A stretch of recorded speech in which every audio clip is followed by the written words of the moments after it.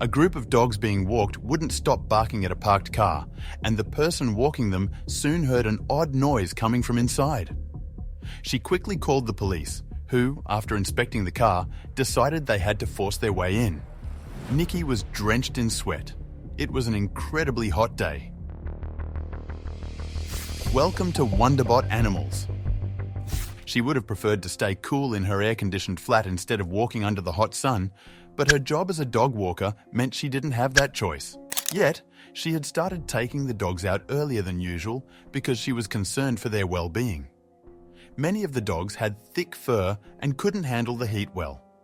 Before leaving the shaded park, she made sure each dog drank water. They were about to walk in direct sunlight back to their homes, so it was important they were well hydrated. However, the dogs were restless and wouldn't keep still. They seemed eager to leave the park. The dogs were pulling on their leashes, and for the first time, Nikki was afraid they might drag her away from her home direction. The leashes were tied around her waist to prevent the dogs from escaping, but she wasn't very big, and they could potentially run off with her if they decided to. Nikki guessed they were just eager to get back because they were tired from the walk, but she was mistaken about their intentions. The dogs rushed up to one parked car and started sniffing and barking at it. Nikki tried to pull the dogs away from the car.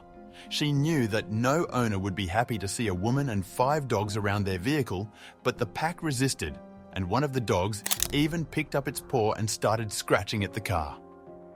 Nikki was horrified. She needed to get them away from the vehicle and now. But it didn't matter how much she pulled and tugged, they would not budge. To make matters worse, they were in the direct blistering sun and she was already drenched in sweat. It couldn't be good for the fluffy dogs to be in this heat. They could get sunstroke and overheat. The dogs needed to get some shade.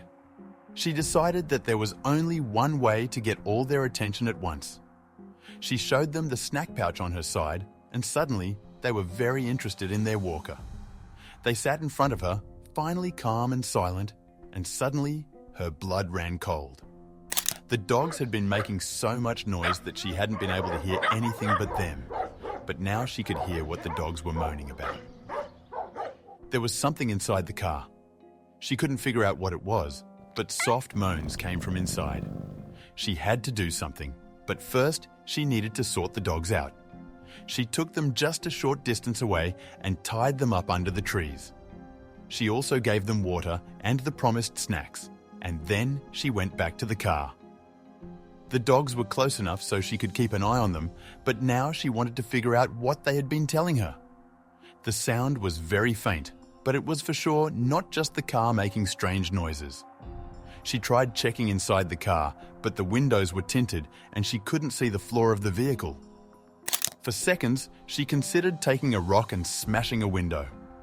In most places, if you can take a screenshot of the weather service showing extreme heat and take a picture of a car with closed windows and doors, then you won't be charged for damage if you break it to save something or someone. Nikki was looking around for a rock that would work when she saw a police vehicle coming down the road. Just acting without truly thinking it through, she jumped out onto the road and waved her arms, getting the police officer's attention. The car screeched to a halt, and they screamed at her for being so reckless. What if they injured her? They yelled. But she quickly explained that she needed their help. The cops got out and walked to the car with her. She explained that her pack of dogs refused to stop barking at the parked car, and she was hearing strange sounds coming from within. The cops checked out the vehicle.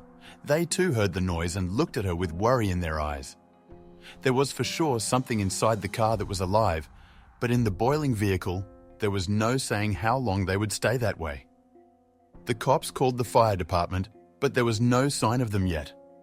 10 minutes passed, and they didn't know how much time they had left. First, they considered just breaking a window and opening the door, but they couldn't see inside the vehicle.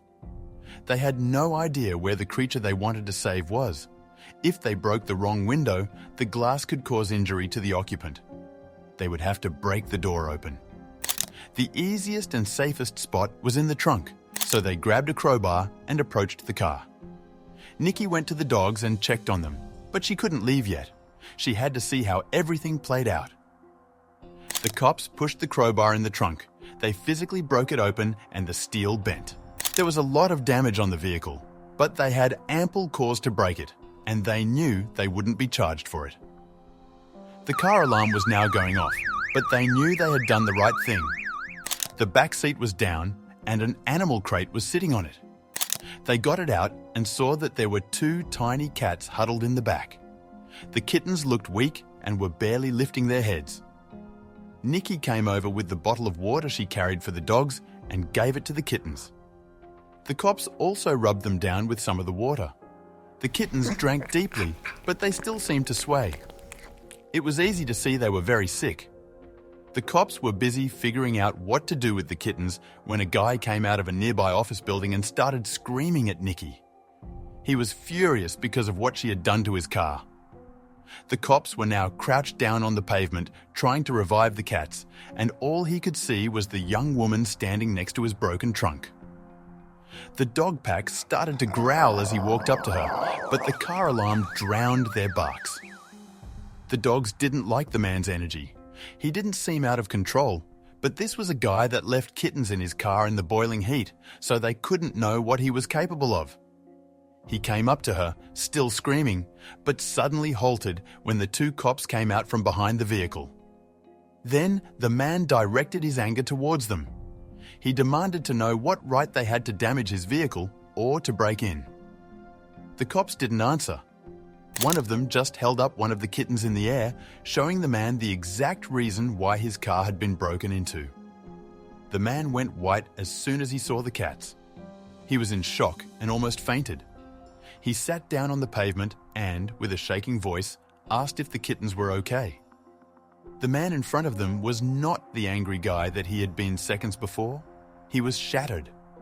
He had truly thought they had destroyed his vehicle for no reason, but now he could only be grateful that they had stepped in. Ed had made the biggest mistake of his life that morning. His cat had become a mom several weeks earlier, and the kittens were almost old enough to go to their forever homes. He wanted to take the smallest of them to the vet to get another checkup, and that's why he had loaded them into his car that morning. He was on his way to the vet's office when he got a call from work. An important client had an issue, and his boss wanted to know if Ed could go to see them right away. Of course, he said that he would go right away. His mind was busy with solutions to the problem, and he didn't think of the passengers at the back.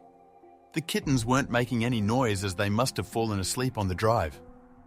He reached his office, locked the car, and ran off to sort out the crisis, completely forgetting that he had the kittens in the car. He heard his car alarm when he was on his way out and thought that someone was messing with his vehicle until he saw the cats. He was sick to his stomach, thinking of the pain the kittens had already gone through and how badly this situation could have turned out. He kept thanking Nikki and the officers for stepping in, but it might already be too late to fix his mistake. For all they knew, this could be his way of getting rid of unwanted kittens. He told them where his vet was, and the cops said that they would take the kittens there. Nikki offered to follow them, but first she had to get the pack of hero dogs to their respective homes. They had been gone a lot longer than a walk normally took, but if the dogs didn't alert them to the kittens, then things would have turned out completely differently. Nikki took the dogs home, and then she phoned the vet to check on the cats. The kittens were dehydrated and had heat stroke, but with some IV fluids, they would be back to normal in no time. She breathed a sigh of relief. She couldn't stop thinking of those tiny bodies lying limp in their crate, but she was glad they would be okay. The next day, Nikki was walking the pack in the same park again when she got a massive shock. Ed was waiting for her on a bench and immediately shot to his feet when he saw her. She still didn't trust him completely, but strangely enough, this time the dogs didn't get irritated with him. She trusted her dog's instincts, and their calm body language made her relax slightly too. The dogs were right.